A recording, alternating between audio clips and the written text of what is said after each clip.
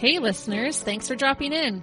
I'm Christy. And I'm Melissa. And this is Buried Motives, where we dig deep into the details of some of the most gruesome dirtbag murderers.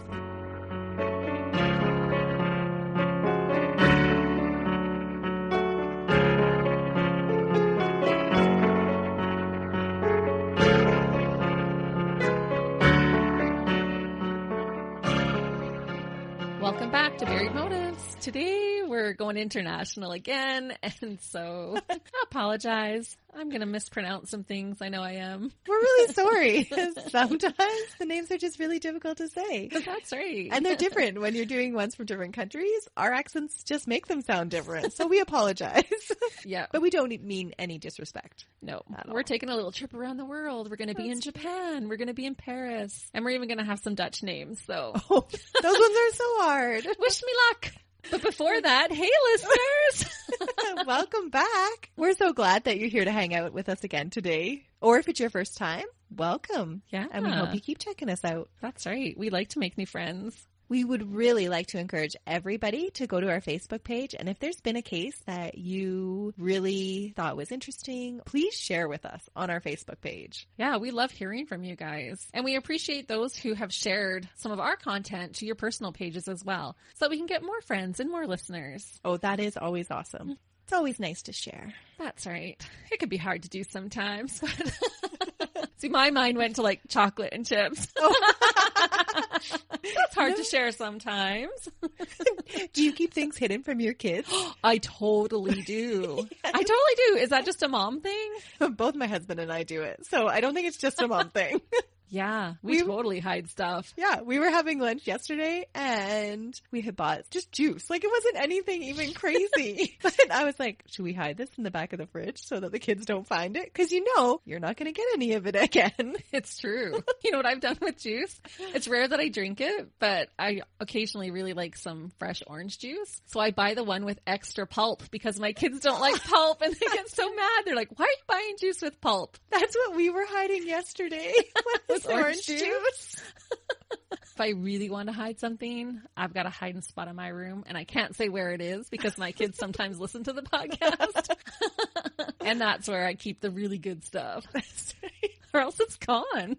Fun times. It's so crazy that you actually have to hide stuff from them. Right? But I feel a little bit better knowing that you do too, and it's not just me. I'm sure there's other people out there that actually do hide stuff from their kids too. Yeah. I think it's a common thing. For sure. Okay, so what are you going to tell us about today? All right. Well, occasionally, Melissa and I research a case that, to be honest, after spending hours researching and compiling information about, we are ready to be done with that dirtbag. Oh, it is so true. And today's case, is that kind of case for me. I swear my brain needs a shower after doing this one. Some of the cases that we do are actually so hard to research because we're collecting and doing research for months before you get to hear it. And then after we're done researching, we start to compile and organize the show notes. And then we review it over and over again. So by the time you guys are hearing a case, we've been through the details multiple times. And if they're disturbing, it can be quite a lot. Oh, for sure. And especially it's great when we find a lot of information, but when there is, we have a lot of information going on in our minds. Yeah.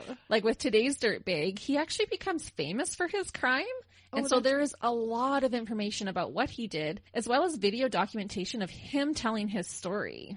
Oh, and I always find the interviews so disturbing. They really are. It really brings it to life. You're like, oh, this is real life. This really happened. Yeah. Well, I just find them so immersive. It's fascinating to listen, but then sometimes it's a little bit too intimate. That's true. You start to feel like you're getting to know them. Yeah. And that's kind of the case with this one because he did become so famous. There's so many videos of him telling his story. So with that being said, I basically took one for the team, listeners. So you're welcome. I watched a lot so that you don't have to.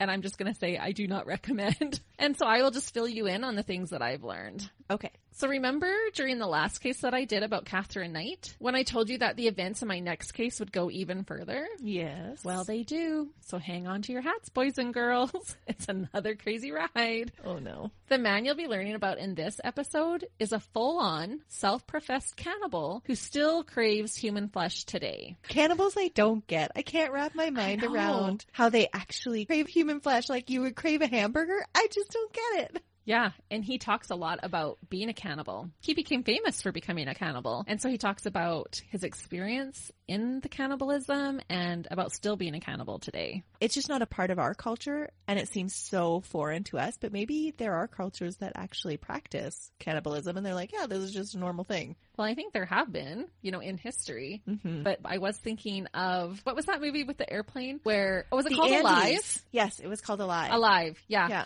Where it's a true story where the people crash, and to survive, they have to eat those who have died. Okay, but that's a totally different story. Could you do it to survive? I think so. I think you could do a lot of things to survive. You don't think you could? I don't know. I'm not a big meat eater to begin with.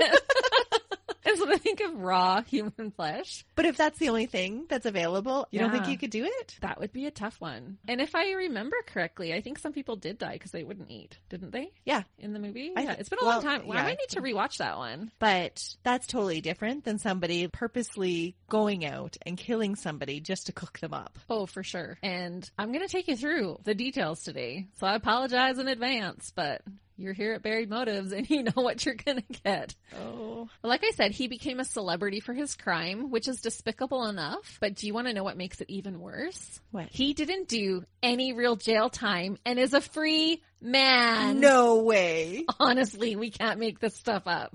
Oh my goodness. Yeah. He seriously barely does any jail time. But he killed somebody to practice cannibalism. Oh yeah. Yeah. He became a celebrity for it. He profits off of it and he roams free. That is insane. Isn't that crazy? That is. So isn't cannibalism illegal? Like, wouldn't you do jail time just to do that? It's illegal. And I'm going to take you through the story, and then I'm going to tell you why he's still walking free. That is so crazy, because the case that we cover next week, he actually does 5 years just for defiling a body. Yep. Oh, that is so crazy. So you're going to have to keep listening if you want to find out how that happens, because it just blows my mind. And that's partly why I chose this case. I was like, well, we haven't really done a full-on cannibal. We get into some necrophilia in this one. Oh, so gross. But then when I found out that he didn't do any jail time, I was shocked and so intrigued. This is fascinating. Yeah, cannibalism, because it's so out there, is so fascinating.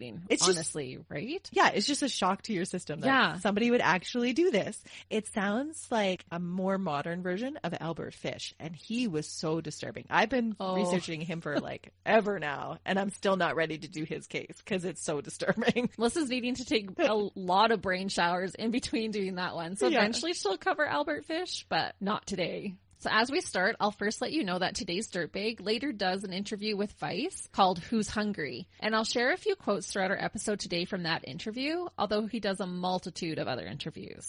So I'm not sure if you guys have heard of him before, but his name is Issei Sagawa, and he was born in Kobe, Japan on April 26, 1949. His family and home life were filled with love and security. What? Yeah. So he's another one that strays from your typical serial killer or psychopath type of tendencies or characteristics. And these ones I find so disturbing, because if they don't fit the mold, then how do we predict? For sure. And this is one of those cases. Professionals are unsure how he became a monster. So was it his nature? Was he born a cannibal?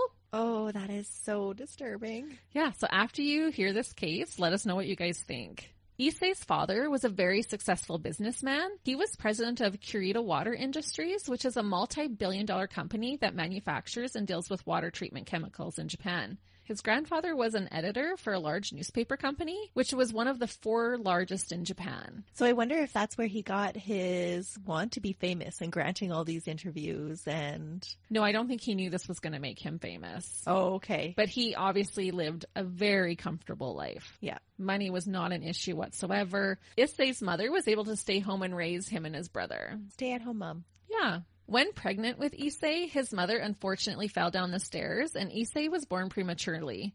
He was so tiny he could fit into the palm of his father's hand. Issei quickly developed enteritis, which is a disease of the small intestine. Doctors treated him with injections of potassium and calcium. Because of his health issues, Issei grew up very weak and frail. He would only reach 4 feet and 9 inches tall as an adult. Oh, wow. Yeah. Not often would I feel tall around someone, but I could feel tall around Issei. So I wonder, here's me speculating already. So I wonder if he thought that eating human flesh was just that extra bit of nutrition, or like that's what he needed even more because he was so small and because he was so malnourished. Well, we're going to get there. Okay. Was there oxygen deprivation during his delivery? That I don't know. All we know is that he was delivered prematurely. From a fall, though. Could he have sustained a brain injury? Yeah. From Did they in the do any womb? scans afterwards? There's nothing that says. Oh. Well, he was born 1949. Oh, okay. But it would be so interesting now to look back and see if they've done scans on his brain even now to see if is there something in there that actually makes him crave human flesh. Well, he's a free man. He's not even incarcerated for them to do tests and that type of stuff on him. If you were a little bit weird, would you want to find out the reasons why? To be honest, we're going to get into some of his statements. I think he's quite happy being a cannibal. But he doesn't still practice today, right? Well, who knows? You're grossing me out. We're going to get there, I promise. Oh, okay. Sorry, I'll stop jumping ahead. But what if... Melissa always wants to know the end right at the beginning.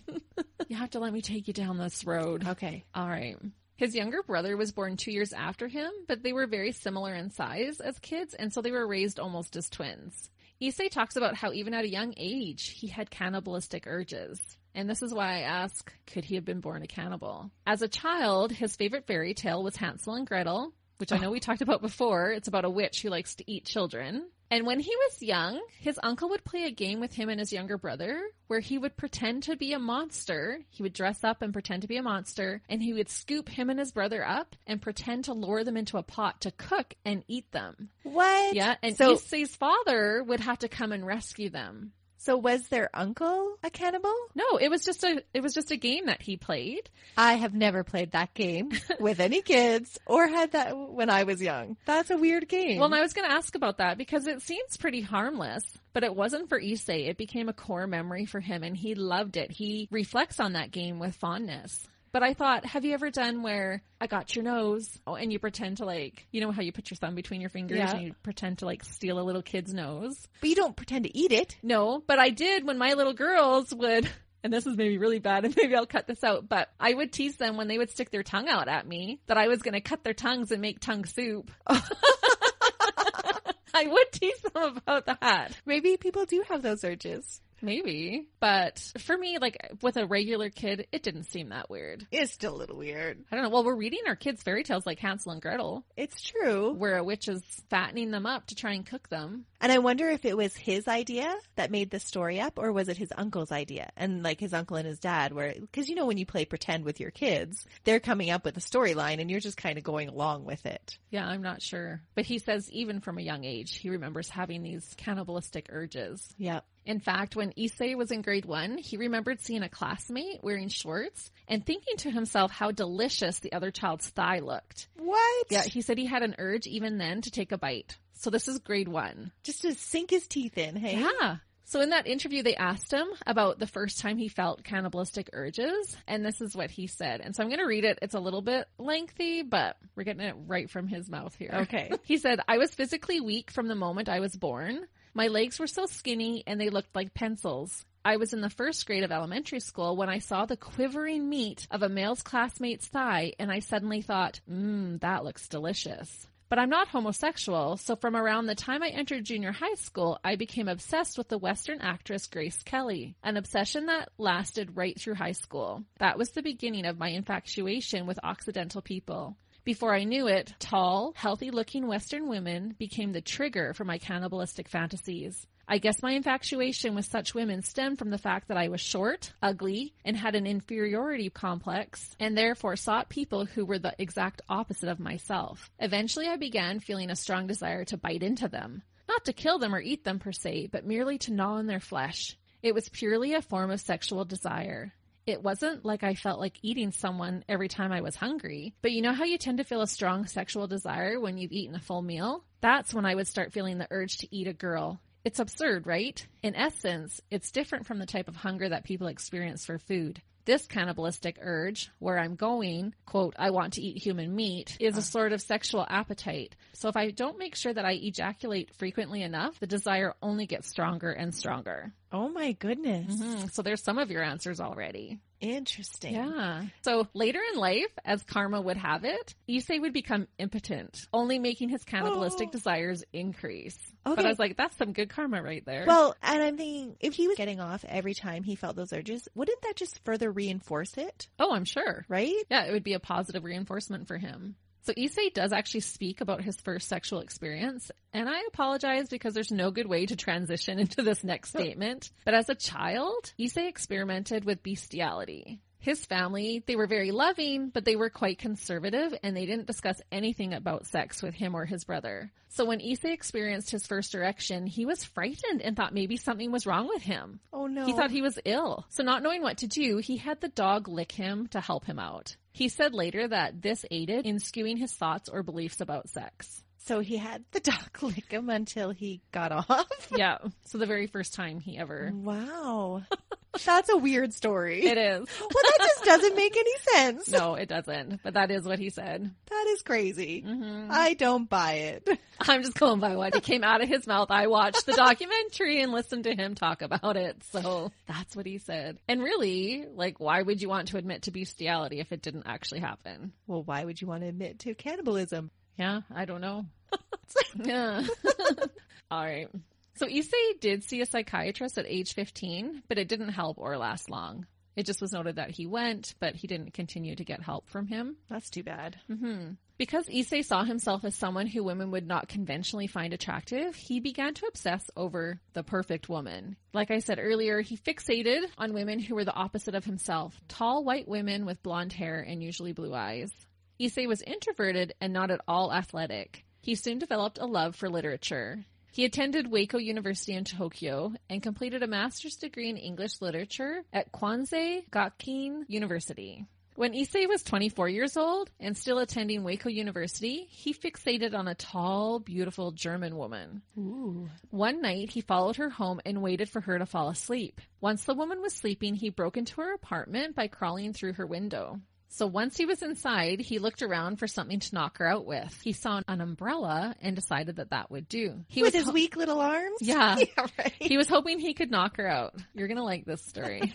He was hoping to slice off a part of her buttocks and sneak away with part of her flesh to finally eat. So he wasn't actually wanting to like kill her, but he wanted to knock her out so he could cut a chunk of her butt off and go and eat that. Yeah. Issei said that the woman was asleep naked in her bed. He set his knee on the bed and it accidentally touched the woman, waking her up. So he was kneeling on the bed so he could get close enough to hit her with the umbrella. Could you imagine waking up to that sight? No. But because he was small, weak, and frail, the woman was able to easily overpower him.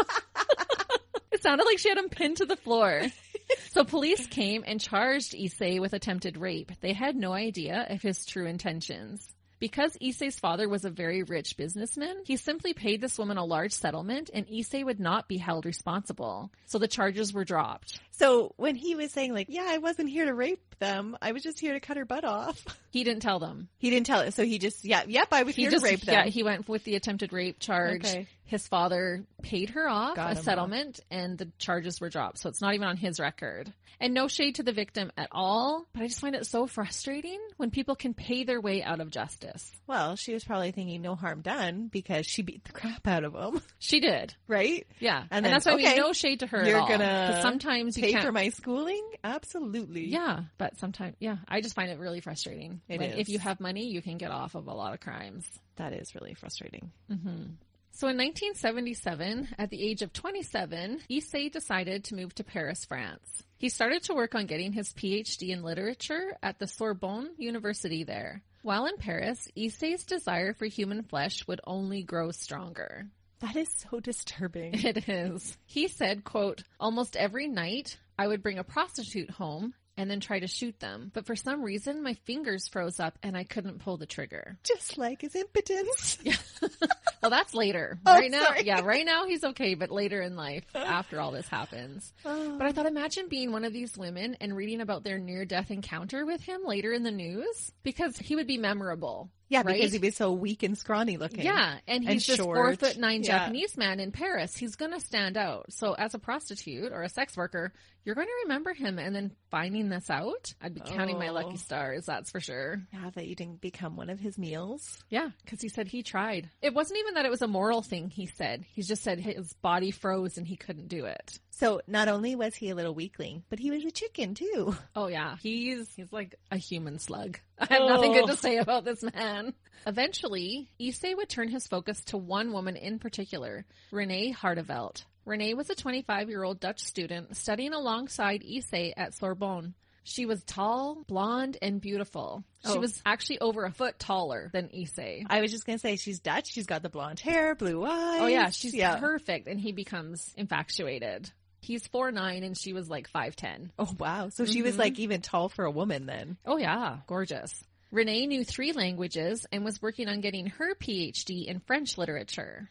Issei saw her health and beauty and felt like he would absorb her energy if he ate her. Oh, see, I was totally right. You were on the right track, yep. Yeah. So he cunningly started a friendship with Renee. About Renee, Issei said, quote, I spotted the girl who would later become my victim in one of my classes at university. All of the French women I had met before then were beautiful, but were stuck up and totally out of my league. In contrast, this girl was so friendly and warm. I found out after the murder that she was Jewish, which is probably why a Japanese guy like me felt an affinity with her. In any case, we became friends. Which just makes it that much worse, right? That she was actually kind to him and a friend when nobody else would be, and this is what he does to her? Yeah. Dirtbag. Right? We should be rewarded for our kindness, not punished for it. Yeah. So they would have dinner, and they would even embark on a few outings together as friends. Issei used his father's money to hire Renee to tutor him in German, which gave them more time together. Oh, no. Mm-hmm. One day prior to the murder, Issei invited Renee to his apartment for dinner. He asked her to read a poem by his favorite German expressionist, and she complied. After she left that day, he said he smelled and licked the seat that she was on and vowed he was going to eat her so he could possess her forever. What? Yeah, such a creep. Oh, but that goes back to the Catherine Knight one. Catherine Knight ate pricey because she never wanted him to leave her. Right. And so now this is the same idea that he wants to possess her. Right. Except Catherine, it was like revenge, payback, you know, whereas he's just infatuated and wants to absorb her energy. So a little different, but still both messed up. In later reflection, Issei said that if he had had one more dinner with Renee, he might not have been able to carry out her murder because of his feelings for her. Before the actual murder, Issei did attempt one other time to kill Renee. He tried to shoot her with his .22 caliber rifle when her back was turned on him, but it misfired. Oh, and so she never noticed that he had a gun up to her? No. And Issei said that the gun misfiring just, quote, made me even more hysterical, and I knew that I simply had to kill her. Oh my goodness. So he finally works up the courage and it misfires. Oh man. But he didn't wait long. Only 2 days later, on June 11th of 1981, the 32-year-old Issei Sagawa invited Renee Hartevelt back to his apartment at 10 Rue Erlanger. Sadly, this time he would live out his fantasy. And I'm going to warn you, the following is graphic. I left some stuff out, but I had to keep some of it in. So it's graphic. Oh no. Issei invited Renee over under the pretense that she would help him translate a German poem for a school assignment. So she was just coming over to help him, again, being the nice friend. Yeah, and so when she gets there, he makes her tea and he pours whiskey into it, hoping it would make her less inhibited. She's probably not a lightweight like him, though. No. Ideally, he would have loved to have had sex with her and eat parts of her without having to kill her. He believed that consuming her would show her how much he loved her. So once the whiskey started to take effect, Issei professed his love for Renee and invited her to go to bed with him. And Renee declined and basically friend-zoned him. She's like, I like our encounters, but I just don't feel for you that way. Yeah. That's a huge rejection on his part. For sure. So did it make him angry? Well, he tried to just move on. Like, let's not make this uncomfortable. We'll just move on. And so then he asked her if she would read that German poem for him and let him record it so that he could use the recording to study later. So Renee agreed. Harmless, right? So Issei had her sit at his desk with the cassette recorder. This is back in cassette days. The Walkman. Yep, we had them. Did you guys? Renee sat with her back towards Issei and began to read the German poem. Issei went and got his gun, stood behind her, and shot Renee in the back of the neck. He said that for a moment after he shot her, she continued reading before falling to the floor dead. Why in the neck? I don't know, the back of the neck. Maybe he thought he would just sever the brainstem. I'm not sure. Oh, okay. Maybe he thought it would be quick and painless then that way. Maybe. Who knows what he was thinking? Actually, does he tell us later? Well, he does. Okay. In Issei's words, this is what he says. He says, quote, I slowly crept up from behind, took a deep breath, held in when my lungs were half full, and pulled the trigger. This time the gun went off. The girl died instantly without feeling any pain. The autopsy showed that the gun wasn't powerful enough to send the bullet through her skull, so it just kept spinning around and around in her head. For a split second, I thought about calling an ambulance, but then I thought, hang on, don't be stupid. You've been dreaming about this for 32 years, and now it's actually happening. That is so wrong. On so many levels. Yeah. But I thought he shot her in the back of the neck. How it was bullet spinning around in her head. He's shorter. Maybe he was pointing up. I don't know. Oh, maybe. I don't know But what she the was angle sitting. the gun was at. Yeah, that's true. Hard to say. But regardless of all of that, being the spineless slug of a dirtbag that Issei is, he said that after he first shot her, he fainted from shock after killing Renee. And it's not funny because he kills Renee, but he shoots her and he thinks for a moment, oh my gosh, I should call an ambulance. And then he's like, hey, wait, what am I thinking? I've been wanting to do this forever. And then he's like, oh, wait, and passes out. He just from the couldn't shock of handle it. Yeah. Oh my goodness. This guy's usually Deranged? they have, more conviction than that. He's not a macho, powerful man. He doesn't exude masculinity. This is all kind of new for him. But still, he's planning on eating somebody. So I would have thought that you wouldn't pass out at the sight of blood. Right? I don't know. How's he going to said butcher it was her? the shock of killing her. Oh, he has no problem butchering her. So when he comes to, he was elated to have Renee all to himself and do as he pleased. And is he in a dorm at this time? He's in an apartment building. Oh, Nobody heard anything. you never know what your neighbors are doing. That's right. So he started by undressing her body and having sex with her dead corpse. And he's made note about how hard it was to undress a dead body. Because it's dead weight. Well, and he's a little weakling. He says that he is. Like, he's got tiny little arms. He doesn't have a lot of muscles. Yeah, so he had a hard time undressing her, but he did it. And then he went on to have sex with her body. Oh, that is disturbing. After that, he was ready to feast. He wanted to try her right butt cheek first. He thought the left butt cheek was too connected to the heart and would have more blood. But he found the bottom most enticing. I know. What? I don't understand his thought process. He said it was because it's on the left side. It'll be more connected to the heart is what he was thinking. And so he was like, I'll eat the right butt cheek. Isn't he an academic person? He's very smart, but in literature, not biology. Okay. Tell us, Nurse Melissa. Does he have any grounds in believing that? I don't think so. No, I don't think so either. So Issei, he just tries to go right in. He tries to take a bite out of Renee's buttocks, but realizes that his teeth were not sharp enough, which kind of surprised him. He just left bite marks. He thought he could just start gnawing on her, like just chomping with his teeth. He said his jaw hurt, giving him a headache. Oh, Poor that thing. poor muffin. He's so terrible.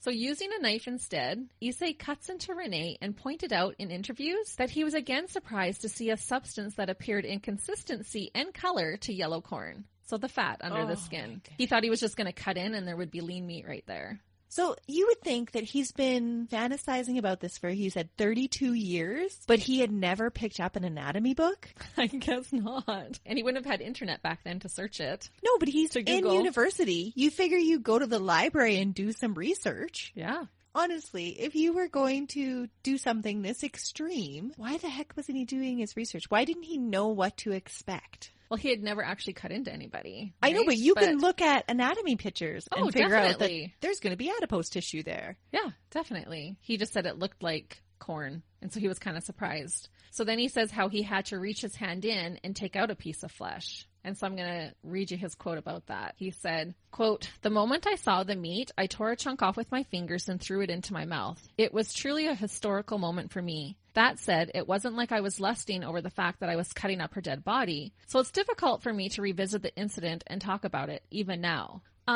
This must sound rich coming from me, but the moment the girl became a corpse, I realized that I had lost an important friend and even regretted killing her for a moment. What I truly wished was to eat her living flesh. Nobody believes me, but my ultimate intention was not to eat her, nor necessarily to kill her. To this day, I still think, quote, if only she let me taste her just a little bit." What? What a dirtbag. So are we supposed to feel sorry for him that he lost his friend? And so self-centered. If she would just let me eat her a little bit. Yeah. Melissa, can I take a chunk out of your butt? Just a little bit? Well, I do have ample. Because isn't that what true friends do? Let you just gnaw on them when they get the inclination? I would prefer if you took it out of my love handles. That's true. Hey, get a straw. A new way of liposuction. Gross. So upon eating her flesh, he said, quote, "It melted in my mouth like raw tuna in a sushi restaurant." Issei was now euphoric to have this beautiful body to do with what he wanted. He would keep her body for 2 days. To make things easier for himself, Issei went and got an electric knife and proceeded to carve up pieces of Renee. So he continued to perform disturbing sexual acts with her mutilated body and tried eating different parts of her body and face. He tried cooking some as well as eating some of it raw. He said he didn't like eating the breast because it was too greasy, but he discovered that he enjoyed eating her thighs best. Yeah, he says later that the neck is actually the best meat, but there's not a lot of it. So if you really want to feast, go for the thighs. This is so disturbing. Mm-hmm. So he's like now goes on to do interviews about recipes and cooking techniques. Just wait. Like I said, my brain needs a shower after this one. So about eating her human flesh, he said, quote, I had no idea that it would taste so good. He also said, quote, I actually felt a sort of sexual pleasure in eating her, as if my inner body was on fire. Also, you know how beef or whale meat has a sort of beastly smell to it? Human meat is odorless. I actually believe that human meat is the tastiest of all meats. It doesn't have any of that gamey animal smell. When I ate some more a couple days later, just before I got arrested, the meat had become sweeter and it tasted great. Oh, so you should age your human steaks. I guess. I don't know. I'm not feeling very hungry right now. Oh, that's gross. So inside his fridge, police would later find large amounts of Renee stored in plastic bags. So he was eating as he was going, he was testing it out, cooking some, eating some raw, and saving some for later. Was he still having sex with her body too? Oh, yeah. Oh, whatever gross. parts were left. Yeah. With her missing big hunks of flesh out of her body, he was still having sex with her. He was still, yep. Oh, this guy is gross. Yeah, he is. And I don't go into much of that because I felt like maybe that's a little too much all in one episode. But yeah, because I asked the question. No, but he talks about specifics on how he does that. Oh, that's so disgusting. Mm-hmm.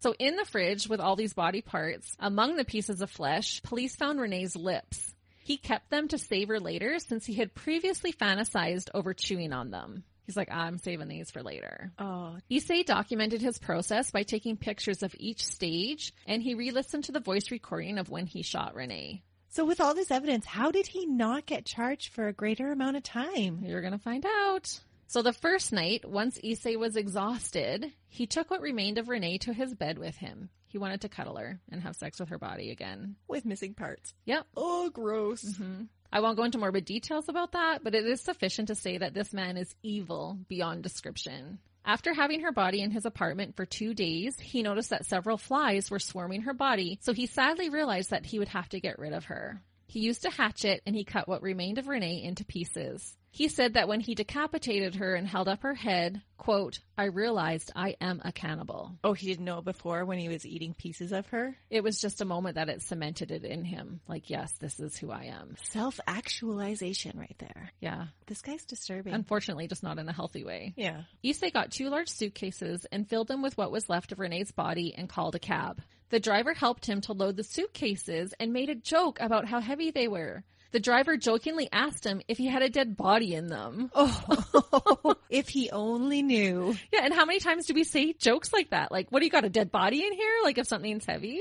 And so Issei told the driver that the suitcases were filled with heavy books, and the driver bought it. Meanwhile, they're leaking out blood and other bodily fluids. You can actually, well, don't look up the pictures, but in the pictures, he's got them wrapped up in, in like blankets. Absorbent material. Yeah. So I think at that point, it wasn't leaking, but later it's leaking. And she's been bleeding out for 2 days, right, on his floor. Issei asked the driver to take him to a park named Butte de la Bogne. His plan was to dump the suitcases into the lake there. It was a popular park. In an interview, Issei shows a picture taken of himself standing in that park prior to the murder, saying it was like a premonition that he had that picture taken only to later dispose of Renee there. Because Issei was so weak and small, he had a very difficult time lugging the suitcases. I can totally picture that. Right? Like him like pulling it across the ground because he wouldn't be able to lift it. Yeah, he was literally trying to drag both, and there was 2. So it wasn't just one. He was trying to drag them across. He said he stopped to look at the sunset and walked a little bit away from the cases. And a man in the park asked him if the suitcases were his. So a man had noticed these suitcases kind of abandoned. And he's like, hey, are these your suitcases? And Issei just looked at him and didn't know what to do. So he said no. Oh. Yeah, he's like, no, not mine. So the man opened one of the suitcases and discovered that it contained human body parts. And the French police were called. Oh no. So he could have just said, they are mine. Yeah, but he was wanting to push them into the lake. He knew that the park would be busy at that time of day, but he wasn't really thinking clearly about that. So he got there was lots of people. He didn't really know what to do. So he took this opportunity. The man's like, hey, are these yours? And he was standing a little bit away from them. So he's like, no, man, not mine. Yeah. Then he would get to watch everybody discover them. Right. People were screaming and it was a big thing. So the police were called, and it didn't take long for the police to connect Issei to Renee. They would trace back the suitcases to him, and the cab driver was able to identify the man with 2 heavy suitcases that he had dropped off at the park where the remains were found. From his residence. Yeah. So calling a cab was his first mistake. Not very smart. Because police would have been asking around, does anybody know about this man? You know, someone dropped off these 2 suitcases at the park, and he'd be like, yeah, I dropped off a guy with heavy suitcases. And this is where I picked him up, right at the murder place. Yeah, and they were super heavy suitcases. This guy is not very smart. For how much of an academic he is not very smart. It's true. But thankfully, he's not that smart. True. Because if he was really smart, he could have done this for years without being detected. Yeah. And just because he was attending university doesn't necessarily mean that he was academic, I guess. And if he was after young, healthy, attractive women, university is a good place to find them. For sure. And in Paris, these were the women he was attracted to. Mm-hmm. When police raided his home, he confessed right away and said, quote, I killed her to eat her flesh. Issei was arrested, and he was actually detained for 2 years while he awaited trial. Issei's wealthy father paid for his defense team. Psychologists deemed Issei legally insane, and the judge decided that he was unfit to stand trial.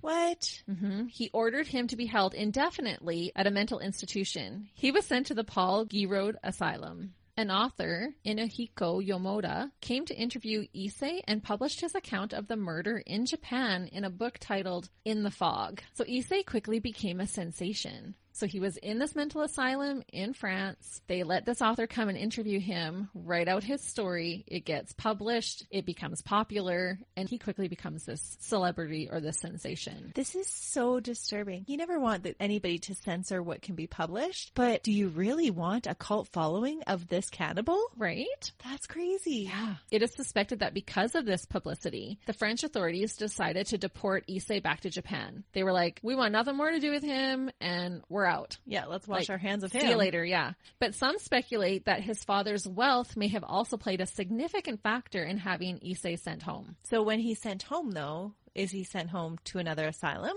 Yes. So once extradited to Japan, Issei was committed to Matsuzawa Hospital in Tokyo. The Japanese psychiatrist concluded that Issei was in fact sane and thought that his sole motivation for murder was sexual perversion. And this is where we insert the biggest loophole known to man that would set Issei free. When he was deported, the French officials had dropped the charges against Issei. They just wanted him out of their country and to let Japan deal with him. So they purposely dropped them because they wanted Japan to take him back. Right. Okay. They're like, hey, we're dropping our charges. We don't want him here. You deal with him. When the charges were dropped, the French court sealed his documents and they refused to release them to the Japanese authorities. Oh, so the Japanese can't do anything about it? Yeah. So since Issei was deemed as sane by the Japanese doctors, they could not keep him locked up in a mental institution. And without any of the court documents from France, they had zero evidence to hold a trial against him. Ooh, that's a big, sketchy loophole. Isn't that crazy?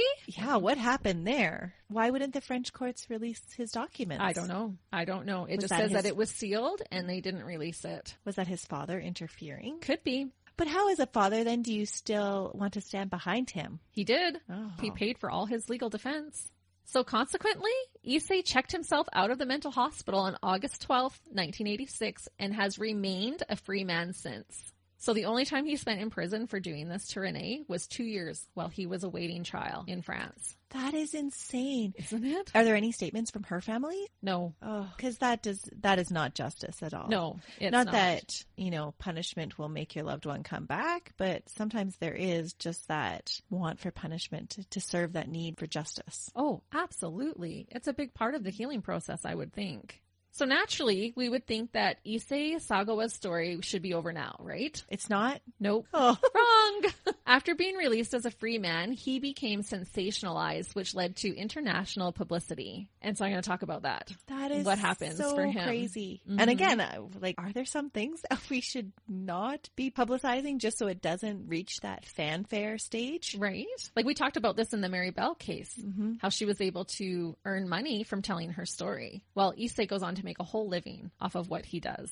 So he was given roles in pornographic movies. I watched a documentary where his co-star had no idea what he had done, and the director had him tell her after they had already had sex about what he did to Renee, and then made them continue to have sex. So the director wanted this shock factor. She cried about it when she spoke about it, but afterwards, her and Issei would end up becoming friends, which I don't understand how that happens. No. During some of the movies, he performed reenactments where he bites other actors. He published books about his murder and cannibalism. One of them even contains the photographs that he took of Renee's mutilated body.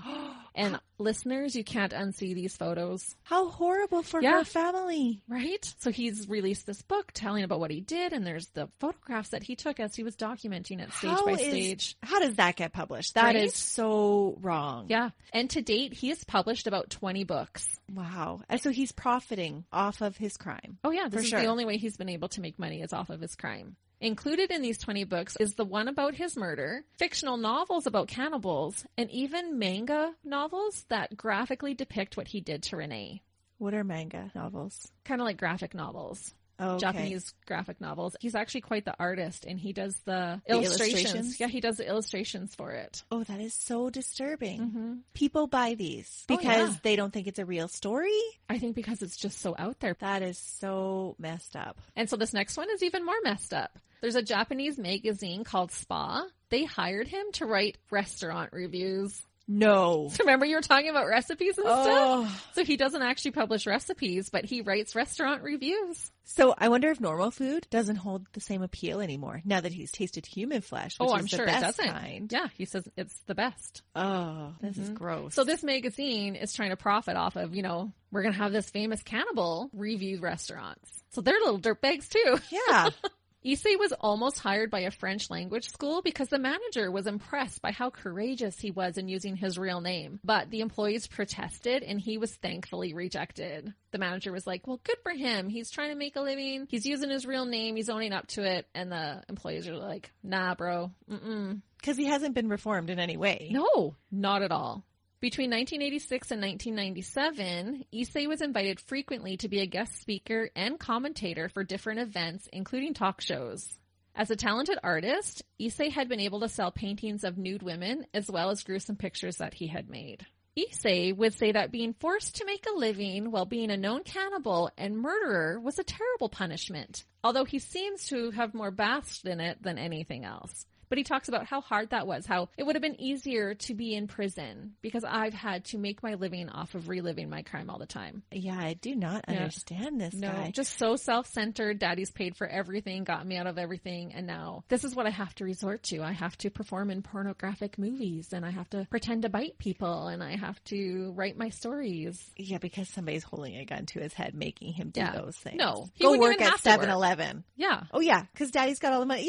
Yeah. Both his grandfather had a huge amount of money, his father a huge amount of money, so it doesn't make sense to me. Doesn't at all. And I know we've talked about this before, but in my opinion, he shouldn't be allowed to make one penny on sensationalizing his crimes. No. And I just keep thinking of that woman's poor family. I know. That's crazy. Because education and newsworthy or for the purpose of news, in my opinion, is totally different than actually selling it for just entertainment. Absolutely. Or even that magazine having him write reviews for restaurants, right? That's just trying to make a buck off of it. It is just so wrong. Yeah. He was reported saying, quote, "The public has made me the godfather of cannibalism, and I am happy about that." Oh, but I thought it was so hard of a life for him. Right? Get your story straight. You dirtbag. He apparently had a website where he discusses his crime and explains why cannibalism isn't really that bad of an act. And so he seems to remain unremorseful. Well, how could you be remorseful if there's no accountability? Right? I guess you can be remorseful if there's no accountability, but But he's not been held accountable. No, he's not not at all. had to pay for his crime at all. In fact, he's earned money off of his crime and fame. In 2005, both of Issei's parents died, and he was prevented from attending the funeral. Because of his family? Did they drop him? It doesn't say. It just said that he was not able to attend the funeral, or he was prevented from. So someone didn't let him. I wonder who that was. So maybe Daddy isn't paying for all of his No, both of bills his parents died. at the same time? Yeah, in the same year. It doesn't say how or anything like that, but in 2005, they both passed away. And he does talk about how that was hard not being able to go to their funeral. In 2013, Issei's nervous system was permanently damaged from a cerebral infarction, which is basically like a stroke, I believe, right? Yep. Okay, so that happened to him in 2013. He suffers from diabetes, and he had 2 heart attacks in 2015. It was last reported that he lives alone and needs daily assistance. And his younger brother, as well as paid caregivers, look after him. So his younger brother is still in his life. When his brother asked him during an interview if he would ever eat him, Issei just gave an empty stare and was silent. He didn't answer. What? Okay, that's when I would stop taking care of him. And Yeah, he's like, well, I'm your brother. Would you eat me? And he just kind of stared blankly and didn't say anything. And this guy like, was next voted question. not insane. Yeah, not insane. Oh, but his brother takes care of him, like provides for him. Yeah, so I'm assuming family money is still coming his way. So just a quick mention before I continue, since I'm always curious about how different murders are depicted in the media. Issei wasn't the only performer to use his crime for fame. Many songs, movies, and books have been made about him, but one of the more popular ones that I thought that I would note was that in 1983, the Rolling Stones released a song about him titled Too Much Blood. Oh. Yeah, and it's a terrible song in my opinion. It's not even a good one, but yeah, they have a whole music video made to it even. A music video? Yep. It must have been such a craze then. So that's like international sensationalization on it. When asked, Issei says that he can't really explain the tendency he feels towards eating a woman. He says, quote, "It's simply a fetish. Besides, I only wanted to bite into her and have a little taste, rather than actually consuming the meat. Of course, I still have this sexual appetite of wanting to eat a beautiful woman's body. For example, if a normal man fancied a girl, he'd naturally feel a desire to see her as often as possible, to be close to her, to smell her and kiss her, right? To me, eating is just an extension of that. Obviously, the general public doesn't understand. But the thing is, sure, I want to eat the girl, but I don't necessarily want to kill her in the process. Once she's dead, she's merely a corpse.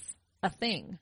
If possible, I'd like to eat her alive. Frankly, I can't fathom why everyone doesn't feel the urge to eat, to consume other people. Don't you ever feel like this?" No, Issei, we don't. Not at all. Sorry, honey, no. We don't.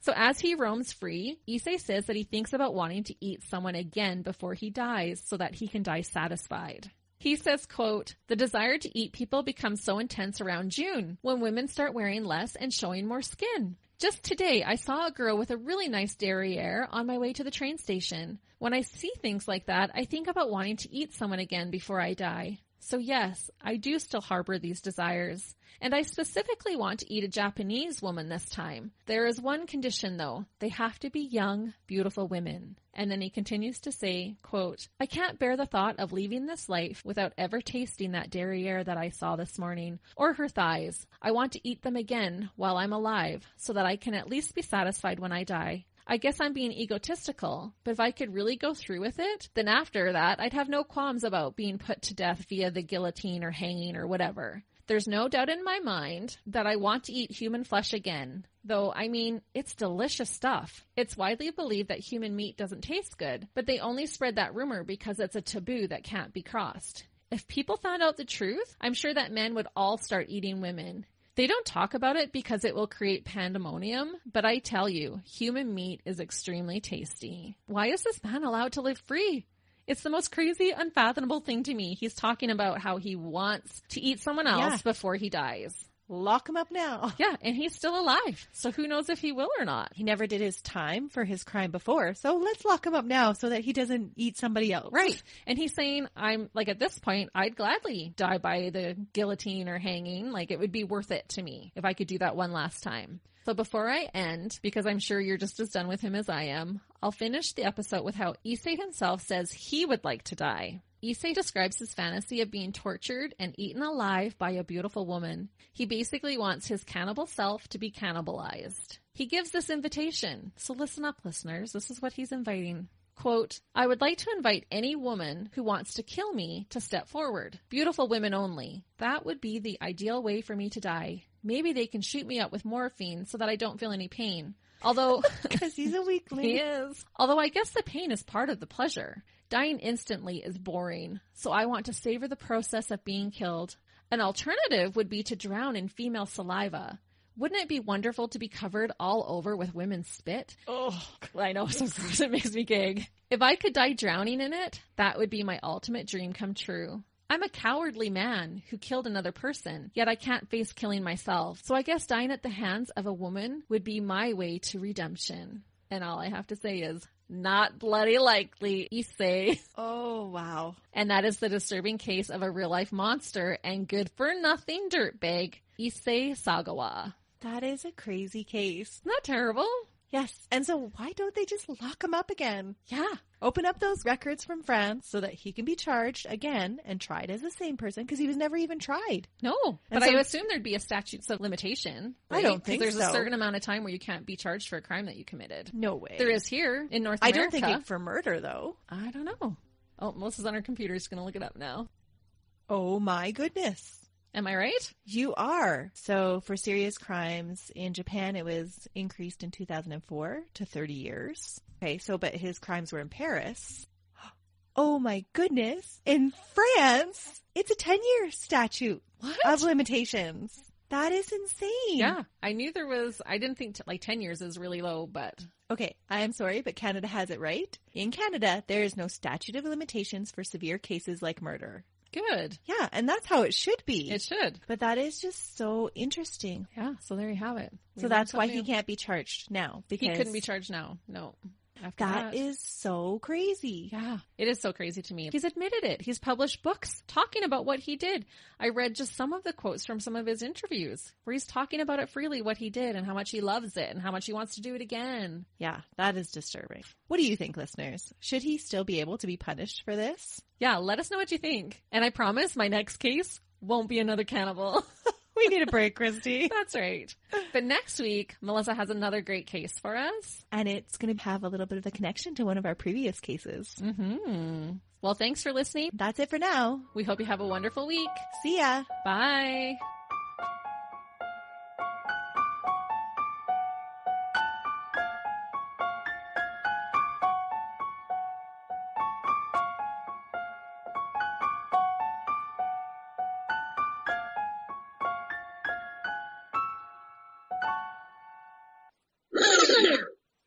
All right, testing again, because we keep moving all over the place today. That's what we should talk about, butchering names. He actually put thought into actually eating another human being. Actually, yes. Actually. You could take all of my actuallys, but... Well, and I wonder if that's just like our ethnocentrism, whatever that word is. The centricism? Because they had lots of money. Because they had lots of money. Because they had lots of money. So because they had lots of money, I can't say money. I'm looking at the word. My brain's doing a weird thing right now. Take 24. He did it too many times. There's a warning. Why do you say stuff like that? Then I have to decide, do I leave it in or do I delete it? That's my story, and I'm sticking to it. I honestly didn't think we were going to discuss this that much, but then I forgot who I'm recording with. Okay, good night. We're done. I tried. Ooh la la. You nibble, you don't bite. At least we're not cannibals. Oh, yeah. Hey, when you are having a rough day and you need to set that bar kind of low, you can say, at least I'm not a cannibal.